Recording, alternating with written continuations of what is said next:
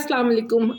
बस ਇਹ ਰੋਜ਼ਿਆਂ ਦੇ ਵਿੱਚ ਨਾ ਨਵੇਂ ਤਰੀਕੇ ਅਜ਼ਮਾਨੀ ਪਈਆਂ। ਇਹ ਨਵੇਂ ਤਰੀਕੇ ਮੈਂ ਕਿਹਾ ਤੁਹਾਨੂੰ ਵੀ ਦੱਸੀ ਜਾਂਦੀ ਪਈਆਂ। ਸਟ੍ਰਾਬੇਰੀ ਦਾ ਸੀਜ਼ਨ ਹੈਗਾ ਤੇ ਬਸ ਮੈਂ ਸਟ੍ਰਾਬੇਰੀ ਲੈ ਕੇ ਆਈ ਸਾਂ ਤੇ ਬਸ ਮੇਰੇ ਜ਼ਿਹਨ ਵਿੱਚ ਖਿਆਲ ਆਇਆ ਕਿ ਮੈਂ ਇੱਕ ਜਗ੍ਹਾ ਤੇ ਦੇਖਿਆ ਸੀ ਇਹ ਸਟ੍ਰਾਬੇਰੀ ਤੇ ਚਾਕਲੇਟ ਵਲੇਟ ਦੇ, ਤੇ ਮੈਂ ਕਿਹਾ ਚਲੋ ਅੱਜ ਮੈਂ ਵੀ ਟਰਾਈ ਕਰਨੀ ਆ। ਇਹ ਦੇਖੋ, ਇਹ ਸਟ੍ਰਾਬੇਰੀ ਮੈਂ ਲਿੱਤੀ ਹੈ, ਚਾਕਲੇਟ ਮੈਲਟ ਕੀਤੀ ਹੈ। ਕੋਈ ਵੀ ਚਾਕਲੇਟ ਲੈ ਲਓ ਤੁਸੀਂ, ਕੋਈ ਵੀ ਚਾਕਲੇਟ ਲੈ ਕੇ ਇਹਨੂੰ ਸਟ੍ਰਾਬੇਰੀ ਨੂੰ ਇਹ ਟੂਥਪਿਕ ਤੇ ਲਗਾ ਕੇ ਤੇ ਇਹਨੂੰ ਚਾਕਲੇਟ ਦੇ ਵਿੱਚ ਨਾ ਤੁਸੀਂ ਡਿਪ ਕਰ ਲਓ।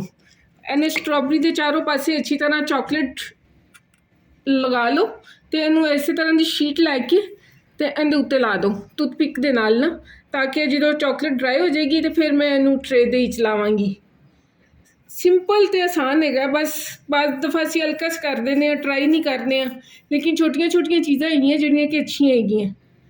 ਇਹਨੇ ਤਾਂ ਚਲੋ ਬੱਚੇ ਵੀ ਖੁਸ਼ ਹੋ ਜਾਂਦੇ ਨੇ, ਬੱਚੇ ਤਾਂ ਖੁਸ਼ ਹੋ ਜਾਂਦੇ ਨੇ, ਲੇਕਿਨ ਸਾਡਾ ਹਾਲ ਨਾ ਪੁੱਛਣਾ, ਬਸ ਬੱਚੇ ਹੀ ਖੁਸ਼ ਹੁੰਦੇ ਨੇ।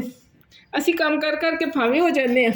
ਇਹ ਦੇਖੋ, ਇੱਕ ਕਰਕੇ ਇਸ ਤਰ੍ਹਾਂ ਲਾ ਦਿੱਤੀ ਹੈ ਤੇ ਬਸ ਇੱਕ ਕਰਕੇ ਇਸੇ ਤਰ੍ਹਾਂ ਮੈਂ ਸਾਰੀਆਂ ਤਿਆਰ ਕਰ ਲਵਾਂਗੀ। ਉਮੀਦ ਕਰਨੀ ਹੈ ਤੁਹਾਨੂੰ ਇਹ ਛੋਟੀ ਜਿਹੀ ਰੈਸਪੀ ਜਾਂ ਟੋਟਕਾ ਜੋ ਵੀ ਕਹਿ ਲਓ ਪਸੰਦ ਆਇਆ ਹੋਏਗਾ, ਤੇ ਇਹਦੇ ਨਾਲ ਹੀ ਤੁਸੀਂ ਮੈਨੂੰ ਦੇਵੋ ਇਜਾਜ਼ਤ। ਰੱਬ ਰਾਖਾ। ਹੱਸਦਾ ਰਵੇ ਪੰਜਾਬ, ਸਦਾ ਵਸਦਾ ਰਵੇ ਪੰਜਾਬ।